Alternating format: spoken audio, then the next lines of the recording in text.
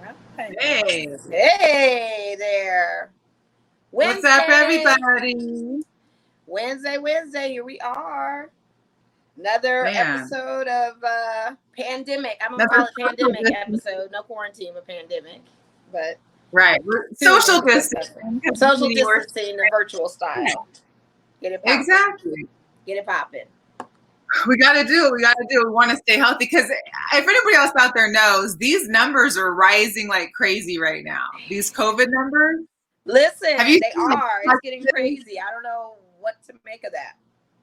Yeah, it's a bit. I don't know what that means. We just keep going and you just heard it or what, but the numbers are climbing. And it could be because there's more testing available too. We always said, with more tests comes more, it's going to be more people probably testing positive or asymptomatic or whatever the case may be. So, hey, we'll see how this goes. Everybody just try to stay as healthy and safe as you can. Hopefully everybody voted yesterday, did the right thing on that. You guys, we're here, pandemic ready. There's a lot of going on in sports, regardless of everything that's going on across the country, across the globe. There's a lot of big things that are kind of revolving in the world of sports. And one of those things is possibly we'll talk, and we have a special guest. We got Cassandra Cousineau, Sportsnista, coming in, talking about UFC 250, and she actually went. And we'll talk into that. But we'll also talk about Reggie Bush. Apology tours. My bad errors right now are all coming out the woodwork in the world of sports. And who's not part of these? Because we're seeing a lot of people come out, a lot of people in support of Black Lives Matter, but we're seeing some organizations or some people that maybe are being a little silent and it's being noticed, let's say. Yeah. Yeah, you're on watch. People are. I'm trying to share it right now, but for some reason, my sharing. So if anybody's watching this right now, go ahead and share. What's up to everybody that's joined the chat, gone live. If Cassandra is watching, she can tap in anytime because she texted me asking when can she log in. She can log in whenever. We are ready. God, I hope I don't have to just text her and tell her just anytime, but I may have to do that. But yeah, the ones that are saying silent are the loudest right now in the world of sports. But even NASCAR has basically said, to heck with the Confederate flag. We don't need it. We shouldn't have had it in the first place. We're taking it down. Off the urges of one black driver, famous black driver who spoke out today. Bubba Wallace. And said, get rid of that thing.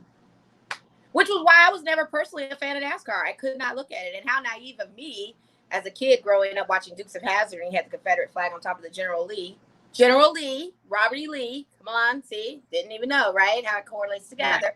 Having something like that and the connotations that go with that symbolism of the Confederate flag. So big ups to them. I hope that they get more into an inclusionary way of spectators. I know a few black people that do attend some of the NASCAR races. There is an actual family that owns, that has a NASCAR kind of like whole team together with a racer and race car driver and everything. And so now we just need to see that inclusion. But a lot of that stems from the South, and the South has a lot of work to do. So that's just one of those things as well. It's just going to be a lot of mountain climbing through this whole journey. But that's a major breakthrough. I mean, if you've been to a NASCAR event before, I've been to one. I mean, it's a good old, you know, like good old boys, like that's some good old boy stuff where Confederate flags, I mean, and that's why I never went. And that's entirely why I never went. I never felt that as a safe space to watch a sport like that. Watch it on TV, fine.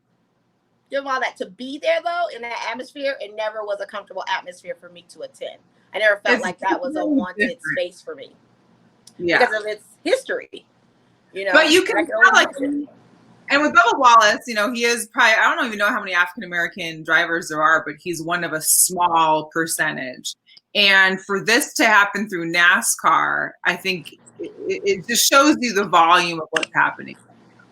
I mean, it should have been done a long time ago. We all know this. But I mean, that's a big step for them, and I applaud NASCAR. But I applaud Bubba Wallace. I saw him on, I'm a CNN addict now. I don't watch ESPN anymore until sports are back on, so it's all CNN. So I saw him and Don Lemon on doing a interview, and it was really good. I really appreciate, and for him, it's kind of like he's had to deal with this, of course, like everybody else in the country, but focused on his sport for so long, and he's just, it became natural. Like a regular thing for him. But it was good to hear his story and good to kind of see, what was going on. Yeah, I mean, hey, we all got stories. It's going to be a lot of stories. It's going to be a lot of untold things that's going to be coming out. And it's good that we have an audience of people that aren't Black like yourself that can appreciate those stories and kind of share and experience the feelings of some sort of what he was going through, because whatever he was going through, it's almost like, have you met our friend Jackie Robinson? Same thing. Yeah. Have you met, you know what I mean? So it's one of those things that in every aspect of sports, Black males, Black females, we've had to battle something. There's so many stories. And a lot of the MLB players are now trying to be a little bit outspoken as far as their experiences of the chants that they receive coming out of the dugout before they go to the plate. So it's a lot of deep stuff, but it's very interesting to me how now that the acknowledgement is there and some of the apologies are coming, now we're going to reverse some things that happened to you personally and give it back to you, like Reggie Bush and his Heisman. What? Really? That's well, I think, and I did a little research on that, because there was an initiative that happened in like 2017 where they made a rule where you can no longer be disassociated from your school beyond 10 years. Right. So it just so happened that 10 years hit right during this time period too. So it was kind of like a double whammy at the same time. That's interesting that it hit right when it did. I know, right? Because he had gotten banned like in 2010 in June. Mm-hmm. And so of course it hit right during this time too, which kind of like, necessarily wasn't because of it, but it just kind of made more of an impact as well, I think. Well, it definitely did, because of the simple fact that he was the only one out of USC history to ever not receive his award for his career in his 3 years being at USC, the amount of rush yards that he had, number of touchdowns that he had, and all of that. And because of a small violation of his parents being taken care of from outsiders, this is what happens. It's crazy. It's absolutely crazy. Wow. So now we're just getting everything back into the apology tour. Drew Brees has made several apologies to the point now where I'm like, enough, cut it. I'm tired. Like, I'm really tired. Like, yeah, you should have made that right the first time. Like, I don't understand. I will applaud him. We have to say a video, write a letter, and then follow up with another letter. Like, come on, man. Right. I hear you. I think his wife even came out and was like, no, this is our problem. This is our problem. And I'm happy that she said something too. I mean, I think it takes everybody to start figuring out kind of where they lie in this whole thing, and something that they can do, start changing it. But thanks to everybody that's checking in with us right now. The Snowman, Brian Snowman, Heather has chimed in, my boy Ho out there in Seattle. Shout out to Ho too, because he was part of an event with a couple of Seahawks, like Travis Homer. I forgot the other one. Sorry, Ho. Talk about it. I'm gonna hit up Cassandra real quick. I don't know if that'll. But yeah. All right. Sorry, I have to go black, guys. Going black. Okay. Yes. But it was an event that they did to help with the Virginia Mason frontline workers. So it was pretty cool of them. There were some great pictures. Make sure Ho's Facebook page is on here too. But there was a great event. They gave back to a lot of the frontline workers that have been putting in with the whole COVID. Seattle being one of the big places where it started. So it was good for them. Yeah, I just, plus anything it was Brandon Jackson. Sorry. Thank you, Ho. Yes. Brandon Jackson. But anything of course, for me, anything that has to do with the Seahawks or is happening in Seattle, I'm homesick too. Like I don't know what it is. I need to go see my mom or something, but I'm homesick. I miss home a little bit. I miss summers in Seattle. I miss sports in Seattle. I'm having a big issue right now with sports. And people keep telling me, "Don't worry, Melissa. It's going to start soon."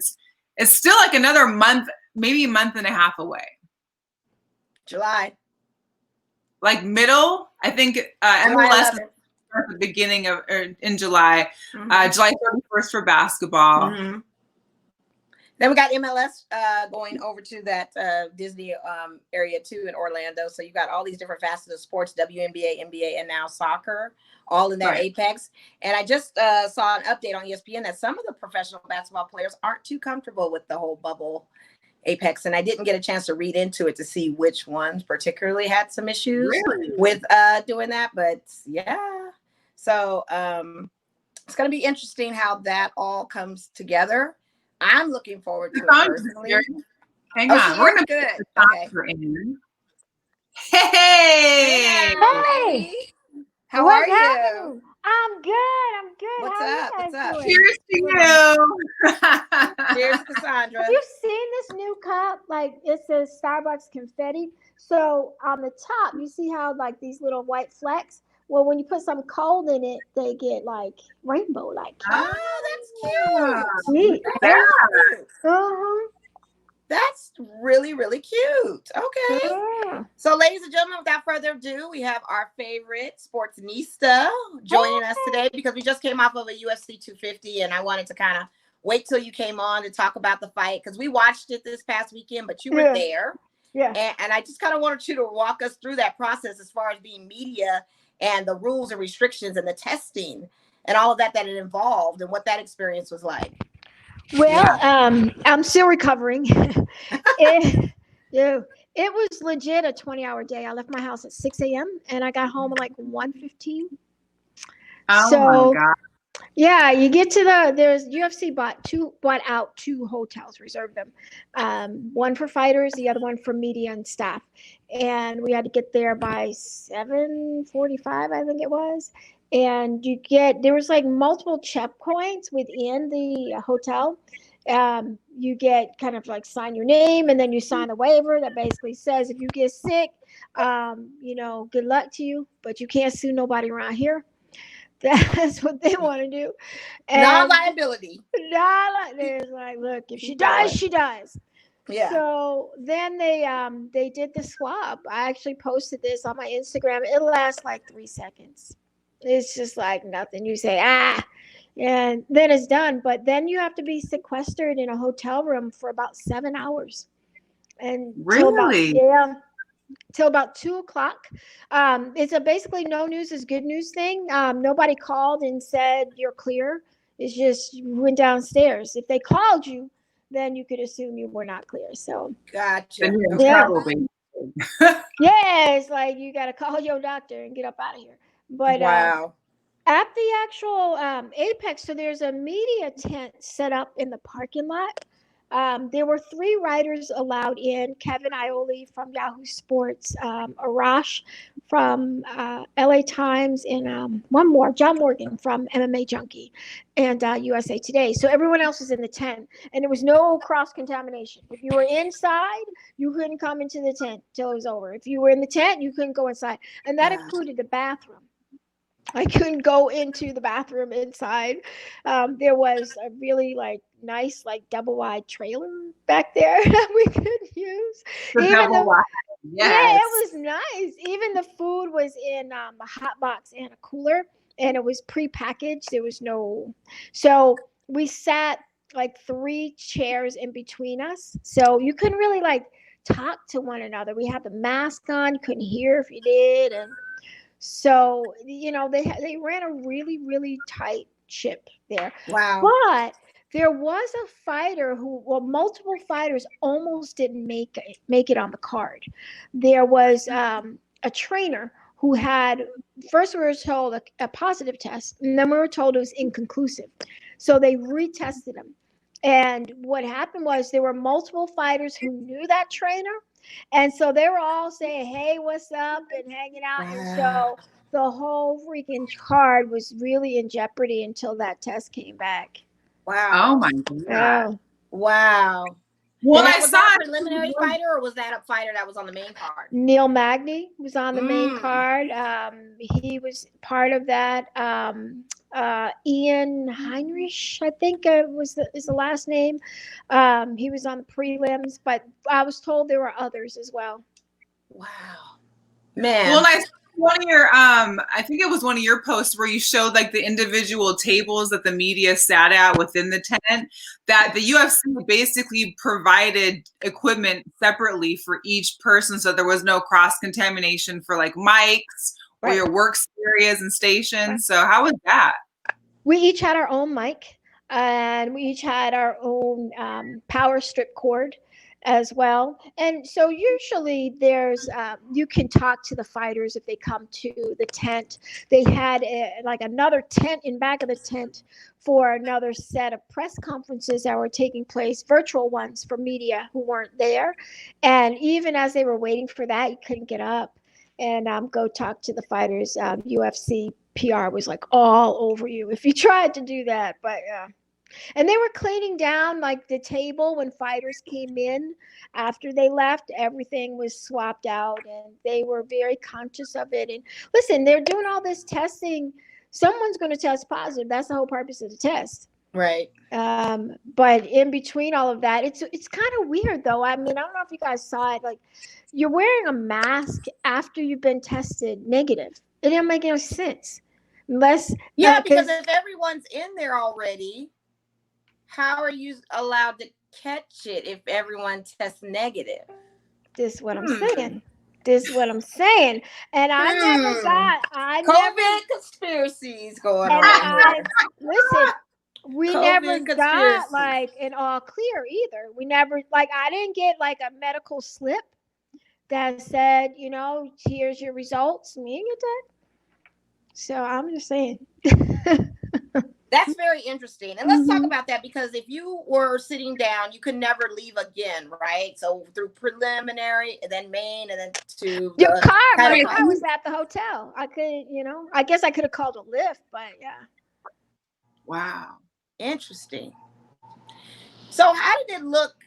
Okay, because watching it felt like I was watching old MMA fights or UFC when it got introduced to Spike TV, where there's no sound and you're just kind of in this ring, hearing everything and hearing as much coaching as you possibly can. But to hear that and to be there, what was that experience like? And then another thing, not for nothing, you're seeing droplets of fluid of blood and all kinds of things in there. Did that freak you out at any moment with whole COVID and what we're going through? Nah, I mean, everybody had been tested, but I had been to the Contender Series prior to COVID-19, and that was more wild than this because there was no COVID-19 precautions. So the only thing that was really difficult was like having all that space between all of my colleagues. Like, there were some things like when we just talked to Devin Clark, who was the fighter who knelt and raised his fist.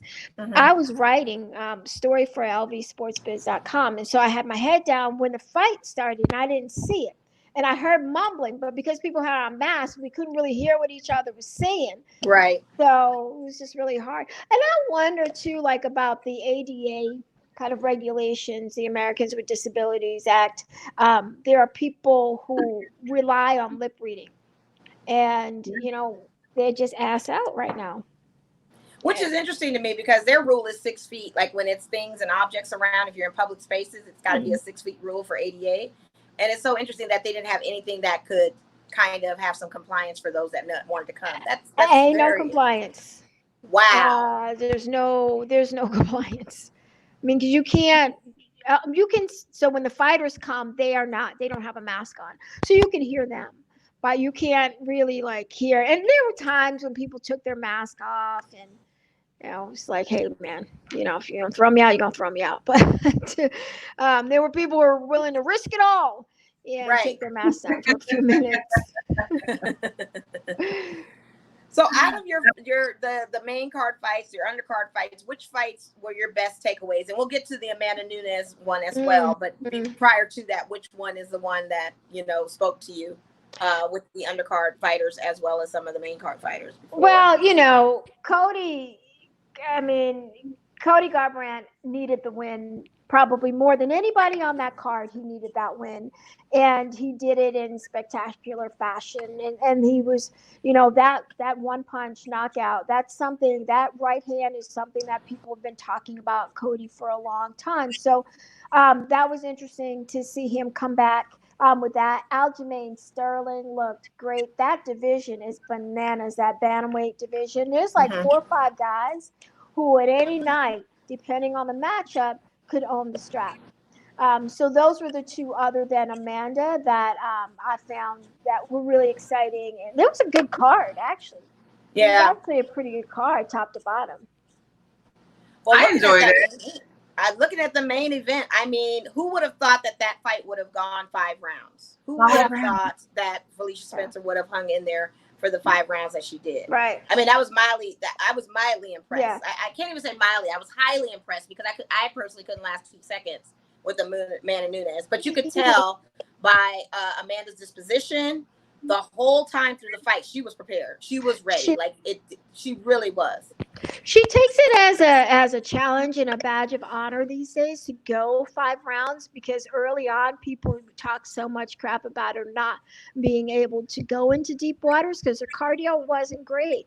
But she is the most complete female fighter ever, and she is one of the most complete fighters in all of mixed martial arts right now. She's strong and she looks good at 145. That's kind of like her natural weight. She actually looked really good. Her arms, though, oh my God, the biceps, like you could just tell, like she was not playing. I mean, her physical specimen of herself just looked. Yeah. It paled. I mean, for Felicia, it just paled in comparison to what Amanda looked like. It looked like one worked out and one kind of didn't. One was an athlete. One worked out and the other one was a world-class athlete. Yeah. One was just, It was like your sparring partner at the gym that, you just popped up in the ring real quick. Yeah. Did you guys feel uncomfortable, like, after the 3rd round? Like, how much more punishment was this woman? Yeah. Well, and I kind of felt like I didn't know if Amanda was trying to prove a point that she could go 5 rounds. So she wasn't maybe going, I don't know if she was going as hard. I mean, obviously she wasn't going as hard in the 5th round as she did, I think, in the earlier rounds. Just because, I think she needed to get her point over with and win the fight. But it felt, I felt like it wasn't as exciting those first few rounds. I was probably wanting more. I wanted a TKO. I wanted it, something to happen in those first couple rounds. Yeah. Well, she has said that, she has to display her arsenal differently now because people have seen her fight enough. They're preparing for her. So she's trying to mix it up a little bit. And in doing so, it's hard to keep your pacing throughout because there's some start and stop going on. But man, is she strong. She is ridiculous. Like the way that she handled Felicia Spencer and just body slammed her a couple of times. And she was so happy. She actually goes another record that she gets is she's the first champion to successfully defend 2 belts back to back. Her wife, Nina Asnaroff, will be giving birth in September. So she will be the first mother to be champion in the UFC. And so her Hall of Fame credentials, no one else will have her credentials. No one, man or female. No one's going to have them. So she's taking the rest of the year off. She's a girl for real. I mean, she really is. But here's the question. So we all saw the fight, but what's next for her? What else can she do? She's run through pretty much everybody. Is it time to recircle, or are there up-and-comers that maybe you know about that we, me and Mo are in it as much as you guys? And shout out to your Levels podcast as well for all MMA and fighting and stuff. But is there anything else? I mean, what can she do? Just sit back until somebody appears, or what can we expect? Well, there's not a whole lot of competition left for her in either one of those divisions, especially not the bantamweight division. Megan Anderson would have been the next one, but Felicia's beat her. So, there's kind of a lot of, Jermaine Radaman, maybe she would take another fight with her. But Amanda's going to take the rest of the year off. And I don't know how many more fights she has left on her contract, but Dana was asked, the same question, what's next for her, and did he foresee a super fight between her and Valentina Shevchenko? And he said no. Who has next in the UFC in terms of female fighters is Weili Zhang. He talked a lot about Bailey, and so we got to see what happens between Rose and Jessica Andrade, and then the winner of that fight is going to fight Weili for the title again, and Joanna is still in the mix there as well. The reason why Weili is going to be the one that they push a whole lot, she has that huge market in China. Oh yeah. You know, them dollars make sense for Dana White. If anything else, he's so gangster about his money. That, you know, he's going to tell that her. last fight that she had, that last fight at T-Mobile, the last public fight we could see. With Joanna. Oh, she beasted it. I mean, that's, she's definitely next. I see that. And it's so funny to me, too, with Amanda, because you get $450,000 now. $350,000, right? extra $100,000 bonus. So you could somewhat take the year off, figure it out, do what you need to do. But I don't see any contender coming close to her. I really don't. No. I mean, it's not. Here's the thing. For as much as Ronda Rousey was a pioneer in the sport, if there were no Ronda Rousey, there would not be an Amanda Nunes. Even though, you know, Amanda did beat her, but still, she was a pioneer and she opened the door. But Ronda really was a one-trick pony. You know, she tried to rip your arm off. The arm bar. Yeah, similar to Miesha Tate. Amanda Nunes has really ushered in a different era of female fighters in mixed martial arts, whether, you know, it's UFC or any of the other competing promotions. And so you do see more women who are more well-rounded. They can grapple. Their jiu-jitsu is strong, especially the Brazilian fighters, but the new ones coming up are much more physical. So if Amanda were to be like, on her way down, I can see somebody catching her. And that's kind of what happens with all the great champions. You look at John Jones, same thing. Anderson Silva was the same way. And so you're going to have to catch her on her way down. Perhaps after she comes back from her leave, we might see something a little different. But at 135, maybe there's more competition for her than at 145, but that's what I'm thinking. Maybe she drops her weight and gets into a different class, maybe. Yeah, so at 135, Holly Holm is still there. I still think that Holly, could retire pretty soon. Aspen Ladd's there. She destroyed Raquel Pennington. No, I mean, and then it's just like downhill from there. But that's the division, again, Jermaine is there too, but I can't. There's an interesting woman there, Juliana Pena. She lost to Valentino, but she beat Kat Zingano. Possibly, we'll see. Right. There's some names out there, but golly, it's kind of like, who's going to beat Floyd Mayweather, at his peak. Who's going to be able to climb out Everest and survive? Yeah, that's the key. Like, who's going to be able to do it? Because I just don't, even with the names you named, yes, possibilities, but it's going to take a lot. It really it's a new up and comer who's a no name or that we don't know much about that could just come out here and start, giving them hands. Absolutely. So there's a fighter, Tatiana Suarez, who it's possible she could have moved up at a certain point, but she's had a lot of back problems. So I don't know. Man.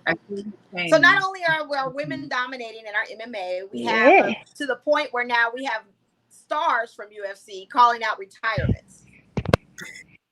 What's up with that, Connor? Re-retirement. What's going on?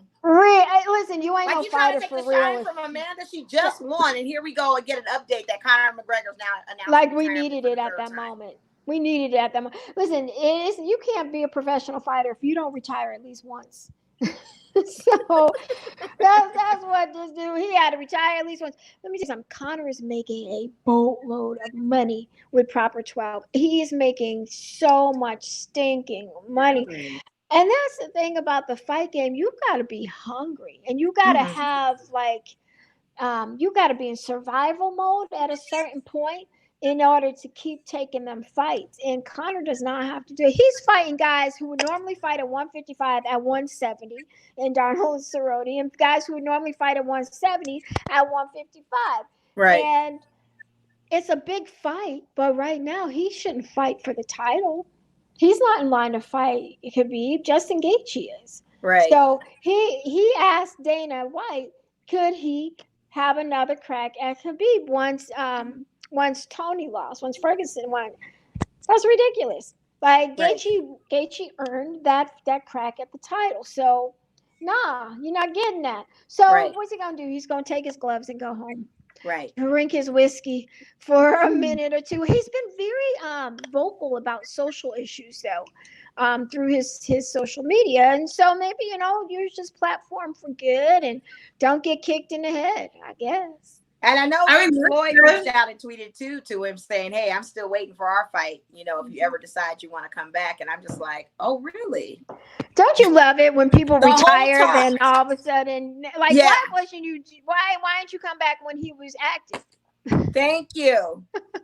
Thank you. I mean, in all realness, the longevity of a career in MMA is not very long. I mean, you have a little bit of time to make your point and to make your name known. And then it's kind of like, Right. So yeah, it's good for him that he's getting other money from other sources, because really it's not the fights that are paying his pockets at this point. So why keep going through that, I guess. And they all asking for more money. Like, he decided to make his statement right after UFC 250. Like, Amanda Nunes just had this great win, and then it's like, oh, Conor McGregor wants to steal a spotlight for 5 minutes. Well, that's what I was saying. It was crazy. Like, oh, now you want to come in and shine when the news you want to shine from Amanda. But that's Conor. That's who he is. So. Yeah. I'm not surprised by it. It's just one of those things that he is who he is. I do see him probably coming back. I don't think he's done. I kind of feel like he might. He's got to. They all have to call their own shot. Like Daniel Cormier wants that third fight, which he's going to get against Stipe Miocic, and that'll be it. Because he's announced his retirement too, as well. Correct? After that match, twice. He's twice retired. Here we go. And so they want to. Here's my thinking on rematches. Ain't no such thing, man. It's just a new fight. You're not getting that other win back. You really did lose. So it's not like the loss gets erased. Maybe in your mind you get a get back. Man, I'm holding my daughter's like little thing. The hell is what this thing is? Nice. Random stuff. Random life. Random girl. Too cute. But DC wants to go out the way that he wants to go out, and I think he's earned the right to do that. But this got to be the last one, don't it? I mean, it got to be the last one. Yeah. I'm not no spring chicken either. He ain't a spring chicken either. I feel like it's time. He wants to lose and then go out. Like, I just feel like it's, why say that you're going to retire not even knowing what's happening in the fight yet? Like, yeah, that's an interesting one too. But they all have, at that level, they've made a lot of money. The upper echelon UFC fighters have, and the other ones, there's just like the boxing working class. Most of them are the working class folks. They got a day paycheck to paycheck. By the time there were fighters on this card who made $12,000. So, yeah, I saw one for $40,000 on a main card and was like, what? They got 5 people they got to pay. Yep. Plus Uncle Sam. Yeah. That's a lot. It's a journey. It really is. It's not a lot. It's not. It's not. It's really not. So let's talk about real quick, shifting gears to boxing, because I just noticed that Tyson Fury now has agreed to a 2-fight deal with another opponent. That's not Deontay Wilder. What are your thoughts on that? Because I just had a brain lapse of who he decided to. He said he was going to fight. AJ. Who is it? AJ. Anthony Joshua. Yes, Anthony Joshua. Yeah. 2 fights. Yeah. That's the fight to make. I don't see any different outcome if he were to fight Deontay Wilder again. Tyson Fury is the best heavyweight in the world. And honestly, I don't think it's close. The guy is mean, He is a true heavyweight, unlike Deontay Wilder, who struggles to make 230. He is also Maybe he needs to build up on those legs. Man, or stop wearing like heavy metal into the Right, coming out like a Decepticon. Did nobody ask for that? Nobody asked for that. But so Joshua has all the other belts. So if Tyson Fury but Fury, we thought this would be it. He would fight Joshua and that's that. But he said he could fight until he's 40 years old. I believe he's 32 or 33 right now. He's a young, old fighter. He's an old soul. He's been through a lot. But Anthony Joshua, they'll make that fight. Probably it'll happen in Saudi Arabia because Eddie Hearn likes that money, and that's who's paying right now. And that's where Fight Island is out there too. Fight Island. Fight Island is out in Abu Dhabi. Did you get information? Was Dana giving any information about the Fight Island? So he went on First Take and he gave, the map and all that and confirmed it for Abu Dhabi. He didn't want to do it without pictures. He's like, I got all these pictures and I want to show you the pictures. And I was just like, okay.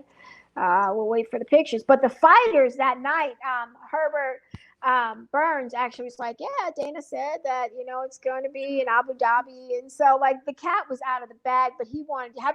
Did you see the video? Did you see the pictures? No, I haven't. It is a real island, but think about it like Disney World, like it's Abu Dhabi. It's the Middle East. It's Yas Island. In the United Arab Emirates, and it's got these beautiful skyscrapers. It has amusement parks. It has beaches. It has like this mall, like you've never seen a mall before. But the everything will be closed up around the arena for I think a 10-mile radius, and so you can't get in if you're not a fighter or part of UFC in any way. Can't get in, and UFC has chartered several planes, basically created its own airline to get everybody in and out. So are they going to have like set time frames that people have to be on the island for, like their own like self-quarantine per se, or once you're there, you're stuck there until after your fight or until? Yeah. So the hotel is part of, the blocked off radius. And so it'll be similar to what they did at Apex. Everybody will be arriving according to their call time, pretty much. So there won't be. So unlike T-Mobile, fighters were often like, you didn't really have your own dressing room. They had like partitions. And so at Apex, you got your own dressing room. Like Apex is a phenomenal facility, and they're really trying to duplicate that so that there's less of a chance of cross-contamination anywhere. And so, listen, they don't do anything kind of halfway at UFC. Like, say what you want about Dana White, but he has a brilliant mind for the fight game, for his business. And even like, I did ask him some questions that he didn't really have answers for on Saturday, because he knows his business. Anything outside of that, Yeah, I saw one of the reporters asked him something, got rather defensive about his passion of making this work and executing it. And they were asking about the future and using the expletive, like, I don't effing know. We're just going off of what model I create, and we're just taking it each time. I don't know the effing future. Like, he really was upset because it's like, I don't know the future. I'm confident enough that maybe we can execute something, but I'm not a fortune teller to tell you if it's going to continue. We don't know, Yeah, so he went after veteran reporter Kevin Iole, and went after is kind of a strong word, because it's just the way that Dana talks, man. He's just brash, and it's like just how he talks. He wasn't cussing him out, but he was cussing. Like he was like, that's a dumb effing question. And like, it wasn't really, because Iole was like, why are all these fighters coming at you right now? Asking for more money. And Dana was like, well, what you think? Like, I don't know. Like, ask them about why they want more. There's a pandemic going on. Everything is difficult right now, and these guys want more money. Ask them.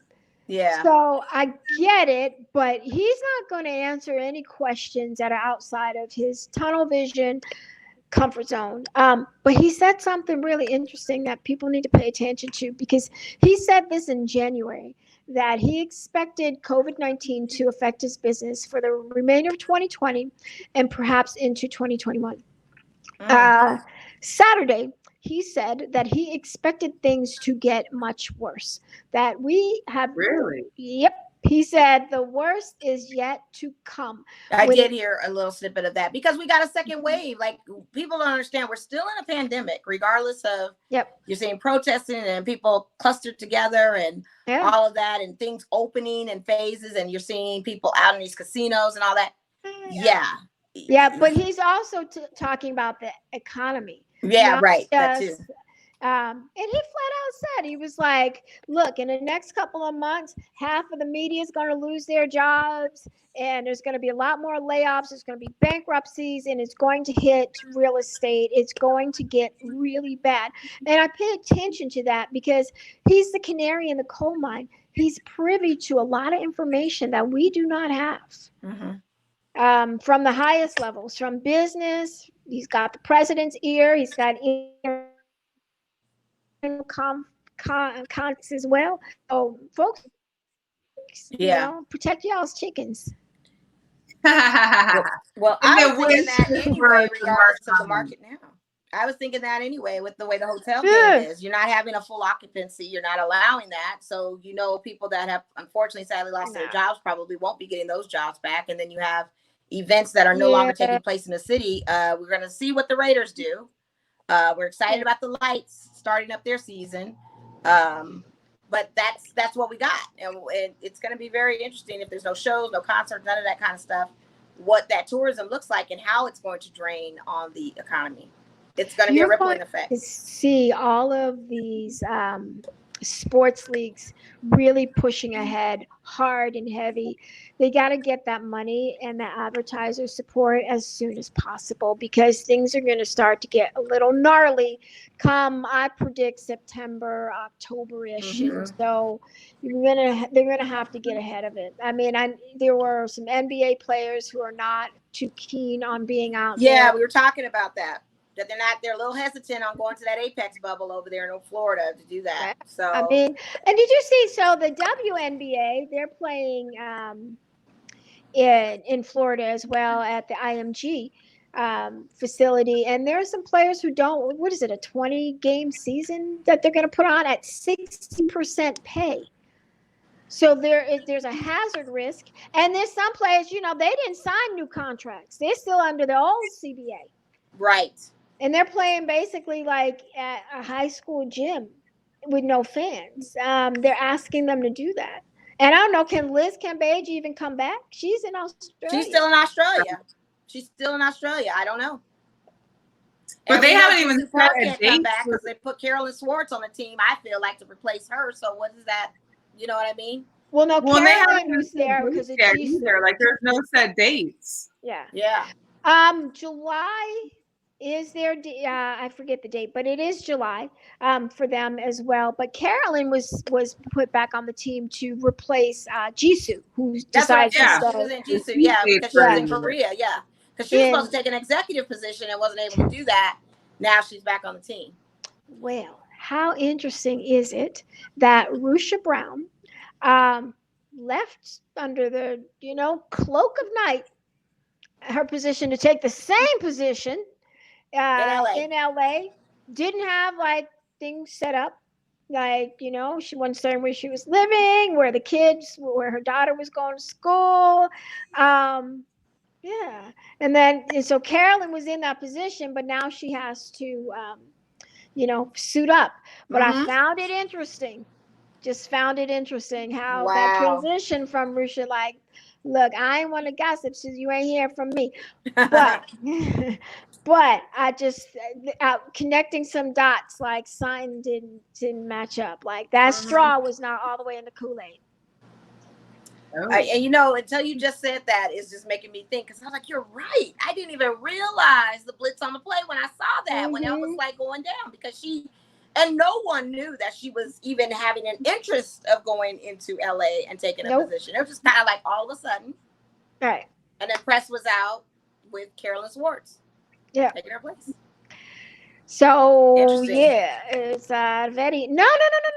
Carolyn was announced in a position before Rusha. Yeah, it wasn't the same position, but she was announced. Right. But it's still like kind of intersect. I feel like it's kind of the same position, if you will, but termed differently. Yeah. So it's going to be interesting to see how this plays out as far as this season, even with MLB trying to come back, with MLS finally in home in Orlando, WNBA, NBA. And now you've got football, and our Raiders and our stadium is all saying that they are trying to go full capacity, not no half. We're trying to do the whole stadium. Have you heard anything else regarding that? They're not going to be fans in there for a while. They can't do it. You know, the NFL is not going to allow it. The state of Nevada is not going to allow it. We're still in a pandemic. Just because people decided they're sick of it doesn't mean talking about it. Rather, doesn't mean we're not still in a pandemic. Right. It is extreme. So Top Rank put on their boxing cards in Las Vegas. Started yesterday. They'll be here through most of June. Tuesday and Thursday night cards. It is costing them about $25,000, I believe, a card to test and put all of these protocols in place. And where are they going to be at? They are at the MGM in the Convention Center in a ballroom. Okay. They're fighting this scrap. It's like old school, like, you know, might as well put it in the parking lot. Wow, because the MGM property is open for tourism right now, and you've got the people. I mean, it's all recycled air when you get into all these places. So the fact that you're now going to have this whole thing, but it's not even its own entity. You're using a facility that's on the same property as another place where there's a bunch of tourists who may or may not have it. I mean, you just getting a temperature check at the door is not going to change it. It's not. And so that, going back to the NFL, the only thing that they could do is do a temperature check. And I don't think the league has the appetite to do that person by person, unless and I'm sure it's in development already, but they probably have scans that you could walk through and they can take your temperature that way. But the risk of people en masse becoming ill and staff workers and players becoming ill as a result of having fans in the arena is way too high. Nobody wants to do it. The UFC can get away with it. Boxing, to an extent, can get away with it because it's so much more contained. I mean, you got 2 fighters and like 4 or 5 people that they bring. Top Rank is only going with 2 cut men for the entire duration of the time. Stitch Duran is one of them. And that's it. They work in whatever corners, you know, and for them to be at the MGM and while there's people there is, you know, because Michaela Mayer, one of their star female boxers, tested positive. Now, there's some speculation that it might be a false positive. Yeah. No one else around her. She has a coach who is probably in his 70s, perhaps 80s. And she's been around a lot of other people. No one around her tested positive. No one back home where she came from, Colorado, tested positive. So unlike UFC, who would retest you, boxing did not retest. It was a one and done. So she had to immediately get up out of there. So folks they're trying to figure it out, and I don't think there's room to figure it out with NFL and NBA. Would you have rather, in your personal opinion, just said forgo the season, let's just chuck it, we're in a pandemic, see what happens for 2021? Or do you feel like this is a good thing that we need to have? Because I know Mel is missing her sports over there and about to go crazy. For which sport? For any of them. Well, aside from the fighting. So I'd say for NFL, I'd say for baseball, I'd say for NBA, WNBA, all of those. Yeah. those sports have guaranteed contracts. The only where I'm torn is that there are staff members and stadium workers and kind of ancillary folks who earn a paycheck and who were displaced. I mean, what else are you going to do? Like, you know what I mean? Like for 6 months out of the year, you are a ticket taker or, you know, whatever it is. Like what no one else in your industry is hiring. So unless there was a safety net for those people to continue to earn an income as long as the sport is out, I'm 100% for it. But if they do come back, each of these leagues needs to be in a complete bubble. So I am 100% against having fans come to any of these arenas until we have proven some efficacy on the vaccine. I'm not talking about the first round of it. Like I ain't taking no first round vaccine. Are you crazy? Right. Like it's not gonna be Operation Darky on me. We are not fit to do that.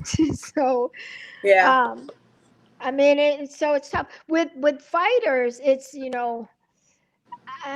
they're not guaranteed any kind of money. And Right. a lot of them are making scraps. And so if we can make it safe as possible without fans, like even without media, like I'm cool. Like I really just don't want to see these type of athletes struggle because they come from struggle. Who's getting kicked in the head if they could be a doctor? Right. Instead. They needed an outlet for the aggression, you know? Yeah. So, well, I think for me, I think it's also tough because except for the WNBA and possibly the NFL, all these continued or about to start late leagues like Major League Baseball, the MLS, MLB, NBA, they're now facing their end of season once they restart to be back to back with their next season. Like there's no time off. No, because you go right into preseason in October, and by that time, you've already ended the championship series in the NBA. And it's also going to be when we're supposed to have this whole second kick of COVID, which I think has almost already started now. But along with the flu, like, I don't think we want to go anywhere for a while. Man, let me tell you, like, me and these kids barely been anywhere for months anyway. We used to it. So I don't really need to go, but there are going to be some adjustments in those schedules, like what would normally happen in terms of training camps and things. I mean, NHL is part of it as well. Like you're just not going to see, it's not normal. Ain't nothing normal right now. No, it's not. It's not. Do you feel that maybe Vegas has a chance to host for the NHL? Because they still have yet to decide as to the two final locations. Have you heard anything? Do you think that would be beneficial for Vegas? I mean, beyond just extra people and supporting the city, but I think that it is more possible than the others because we actually have a team owner in the market. So we didn't have a team owner in the market for the NBA. Also with ESPN, it's a little different because their production crew is there at that World of Sports. And so they had to move less people in terms of, their staff to put it on. And I think, there was something to be said about the Las Vegas mayor, like acting a little goofy and talking about how she would use. Yeah, that didn't help. That didn't help the PR one bit with her placebo effects. That did not help. Yeah. It helped. But having an owner of a team in the market makes a big difference. And so I wouldn't be surprised if Las Vegas is seriously in the mix for this. I would hope so. Now, I have a question for you. If Seattle is still supposedly closed, what's that look like for the Seahawks as far as their season starting? If they haven't opened, well, actually, so they had been supposedly supposed to be closed until like the end of June, but they actually reopened up. Like my mom let me know yesterday that TJ Maxx, Marshalls, and Ross were all open on the 15th. So they are starting to reopen. They're just kind of like a step behind us. Like their restaurants are starting to be able to be open. People are getting their nails done again. People are getting their hair done again. But it's kind of slowly progressing. So I believe like the facility itself could be open. I feel like the the stadium could be open, but again, I don't feel like there's going to be fans there. And especially with like, everything else that's happening around the world, all the people that are out and they're trying, with a different kind of, I don't know, with all the people that have been out in these streets and, it's going to be tough. But I think Seattle, it's one that's open. I mean, most of the coaches were able to go to their designated facilities as of last Friday, as long as it was approved through the state and the government. So I'm hopeful. So saying all that, their timeline, and if the season starts, we get into August, September for football. Well, and they've already talked about having a shortened preseason for just 2. So will they be properly ready to go for game time? We're going to see who's actually taking it seriously. Like I saw Sam Darnold actually was hosting like a little camp in Florida, and there's some players who are doing that as well. So we'll see. I mean, football ain't one of them sports though where you can kind of like get ready as you go. Right. Yeah. Like that's how people, get their heads taken off. Right. That's why I'm so concerned. Like, what are these camps looking like? What are these practices looking like? Because you just can't go from sitting on your couch to now being out on the field. It's just. And football players, I feel like, the NFL has more of a shot than the other sports of having a full season, just because it's right for the time games. Yeah. Mm-hmm. Definitely. So what's with Jerry Jones being silent? His silence is deafening. I want to know if these Cowboy fans. And what's up with Des Bryant having his back though? Like, I cannot. Listen, no answer is an answer sometimes. Yeah, you're right about that. That's his answer. I mean we already all knew kind of how Jerry Jones feels, but then I was floored by just Des, backing him up and what. So the Cowboy fans are staying Cowboy fans, is what you're telling me. Yep. Okay. But Jerry Jones is one of those owners who was like very much so against Colin Kaepernick taking the knee. And the kneeling too. So he couldn't possibly say anything now. I mean, but I give Roger Goodell credit. He didn't have to say what he said and go as far as he did. They needed to do it. However, and Colin Kaepernick need to have the Sealy fingers up until you do right by me. No, nothing you do. Well, that's my issue with that whole apology because he didn't say my name. He didn't even mention it. He acknowledged the elephant in the room that started this cycle of why you guys did what you did, and that to me is like he was God. It's like it didn't look. I mean, I appreciate him in his commentary, but for you not even to address the actual person, it felt. You got to say the man's name behind it, and it seemed a little disingenuous to me. That's just my opinion because I think you could say his name, but no guy's gonna be willing to admit wrong. I don't know. Especially a guy like Goodell. He's just not that. He's not that guy. But it's going to be interesting to see how this goes. It's going to be very interesting with presidential influence of how the anthem is going to be presented now, if it's going to even be played at opening ceremonies for games, because they were talking about that too. Not even having it played. So it's going to be interesting how all this is going to play out. But the U.S. Army is a huge financial sponsor of the NFL. And for the anthem not to be played and not to have the flyovers, you've got a serious cash sponsorship issue in a time when everybody's trying to get as much coins as they possibly can.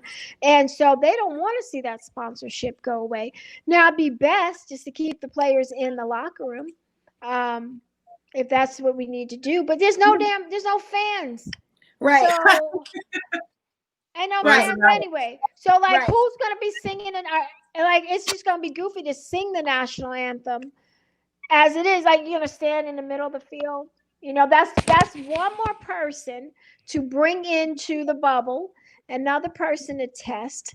And then all the other kind of supporting cast that goes with someone singing a national anthem. You got to have the sound people, all the people, all that to go with it. So I don't, there are decisions that need to be made. But I did see that NASCAR I cannot believe, in 2020, NASCAR decided no more Confederate flags being flown around in their parking lot. It's 20, and it just like hit me like, for real, they still do that?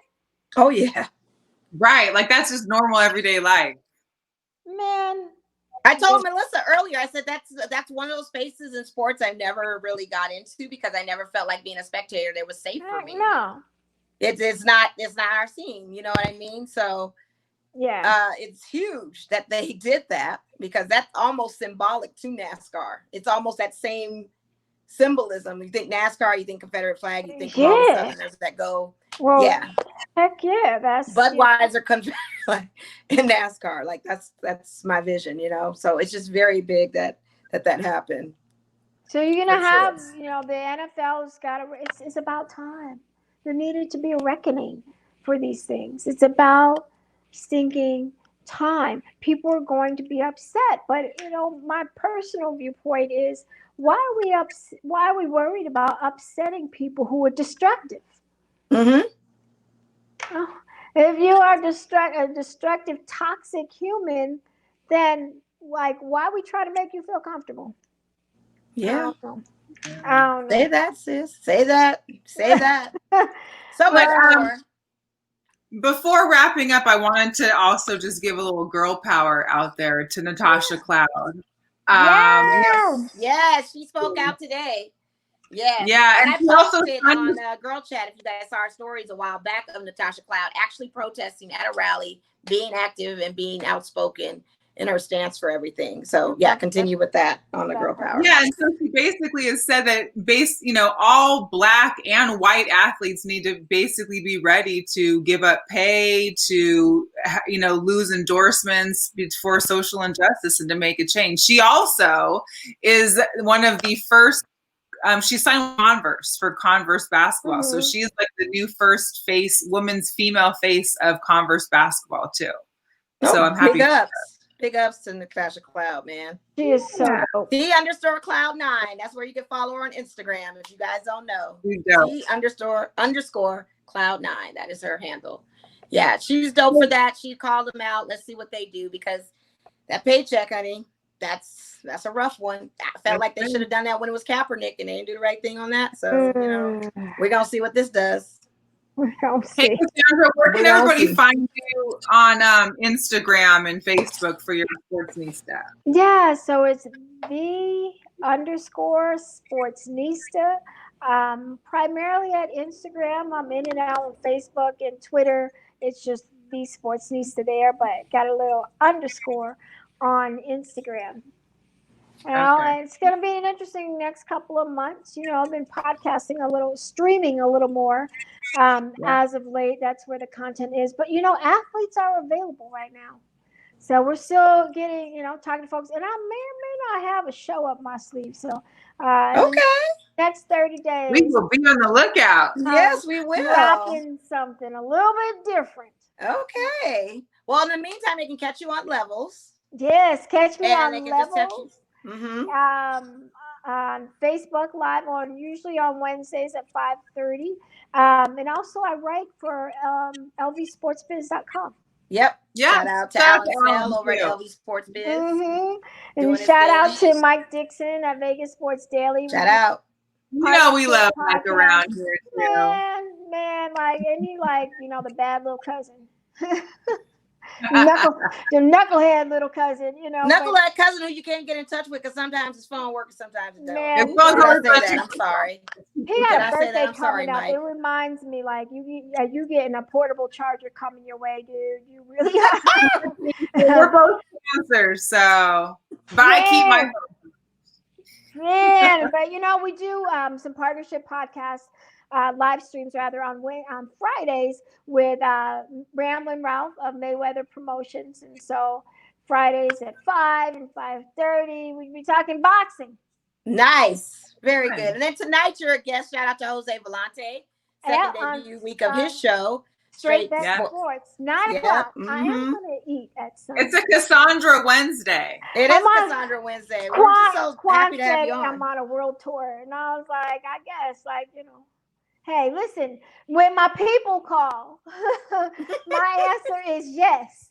Well, I appreciate it. I really do. I really appreciate you reaching out, Thank joining I us miss today. you guys, man. Like, you I know, miss when you the too. world is right again, you know, we're going to have to meet up for some guava juice. We are.